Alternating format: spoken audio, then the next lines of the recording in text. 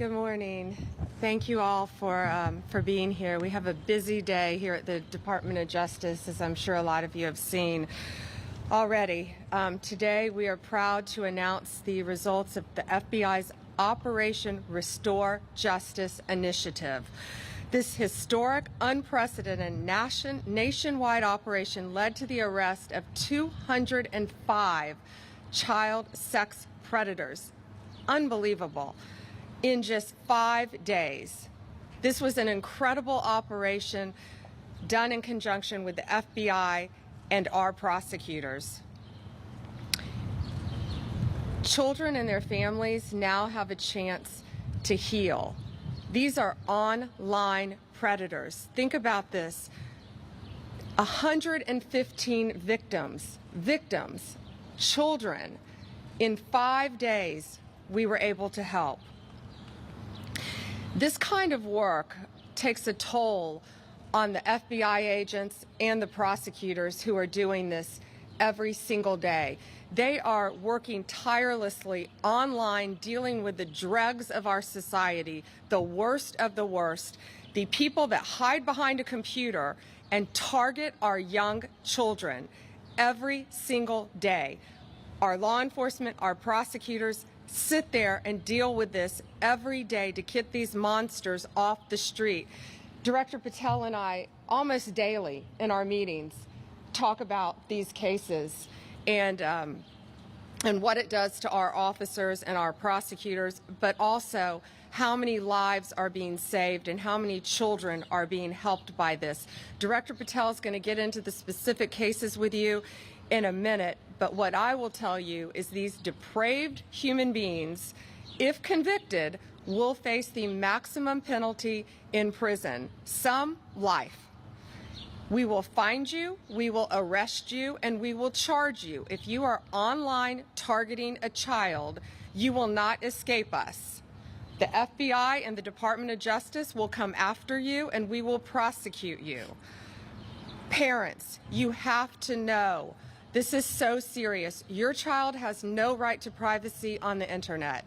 None. You have to monitor what your kids are doing, whether they're playing games on the internet, on social media, any other websites that children, teenagers frequent, an online predator can find them. I always say it's from instant message to instant nightmare. Parents, they're talking to your kids like they're other children, and they're not. They're predators. They pose as children.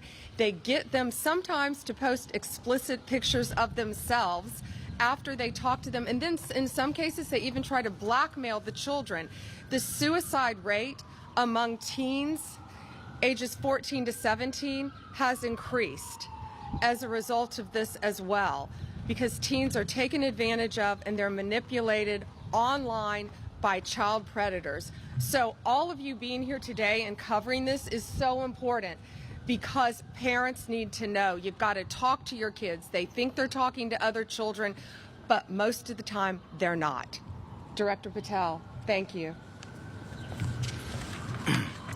First and foremost, to the Department of Justice under General Bondi's leadership and all its components, because of your courage, we are here today protecting our most vulnerable, our children. Thank you, General Bondi. Thank you to so many of your colleagues here today that do this work tirelessly day in and day out and never get a moment's thanks. We should acknowledge all of them today.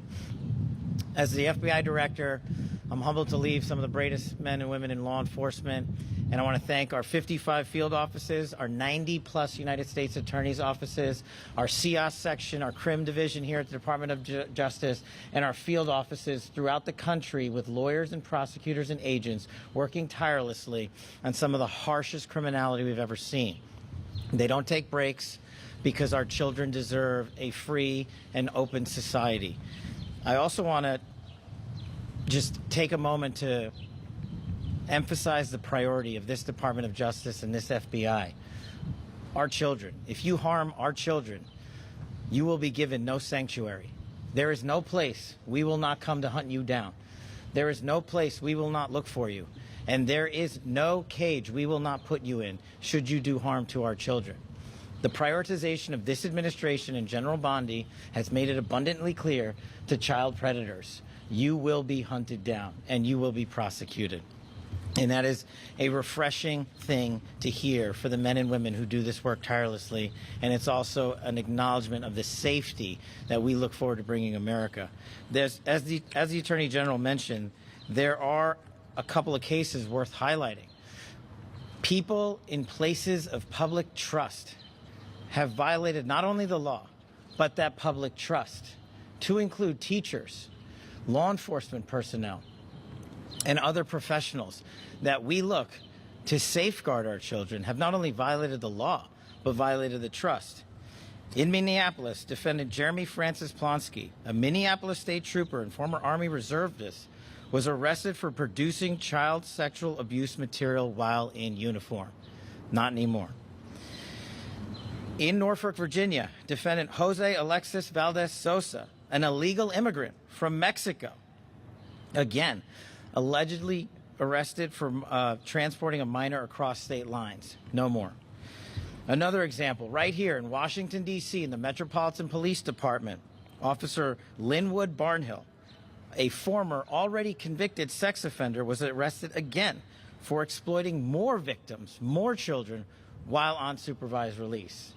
These are just three examples that show you the extent and the depravity of these horrific crimes. And we need to team up together with the American public to find the rest. I want to give a special thanks to the National Center for Missing and Exploited Children for the tireless work they do in partnering with us. And again, I want to thank the Department of Justice and all these folks here. And Pam, thank you for never wavering. New York to Florida, our entire country, and just in 1 week, again, 115 victims we have. 205 offenders have been charged in 1 week, thanks to the FBI. So think what's happening throughout this country. Children are being taken advantage of, and we have to stop it. Thank you for covering this very important topic today. Thank you.